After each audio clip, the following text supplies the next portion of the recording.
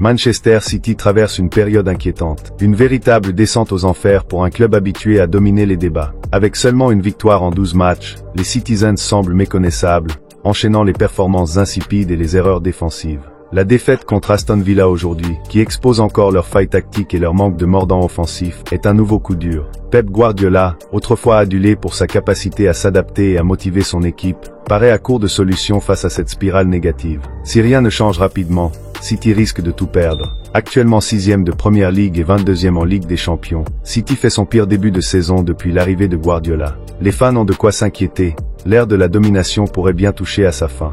Le Paris Saint-Germain refuse encore et toujours de verser les 55 millions d'euros réclamés par Kylian Mbappé pour des salaires et primes impayés, malgré 2 décisions de la commission juridique et de la commission paritaire d'appel de la LFP favorables à l'attaquant du Real Madrid.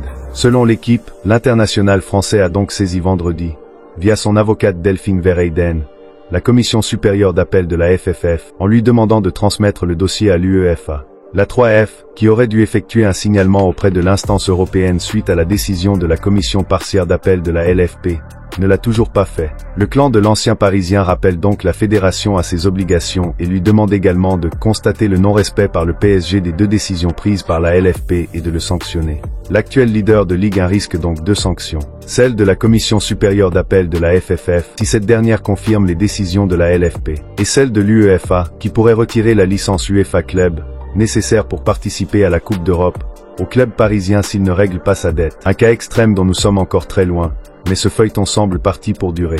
Restons avec le PSG pour parler notamment d'un joueur. Randal Kolo Muani, recruté pour 90 millions d'euros en 2023, n'a pas réussi à s'imposer au PSG sous les ordres de Luis Enrique, qui ne l'apprécie pas, ce qui pousse le club à envisager son départ dès janvier. Le PSG privilégie un transfert définitif malgré une valorisation en chute estimée à 30 millions d'euros, mais un prêt avec option d'achat est également envisagé comme une solution réaliste. Un prêt sec est écarté pour le moment, bien que cela pourrait permettre à l'attaquant de se relancer. La décision finale dépendra des offres reçues et de la stratégie du club pour limiter les pertes financières tout en préservant son image. Son rêve audacieux. Yamal dévoile tout. Lamine Yamal est le nouveau crack du FC Barcelone et du football mondial. Le jeune ailier espagnol ne cesse de surprendre tout le monde lors de ses apparitions avec le Barça ou avec la sélection espagnole. Dans un entretien accordé à Marca, le champion d'Europe 2024 avec la Rora, s'est exprimé sur son avenir et sur ses rêves. Les rumeurs de transfert? Non. La vérité, c'est que je n'y pense pas. Je ne pense qu'au Barça, à l'amélioration et à la victoire des titres ici.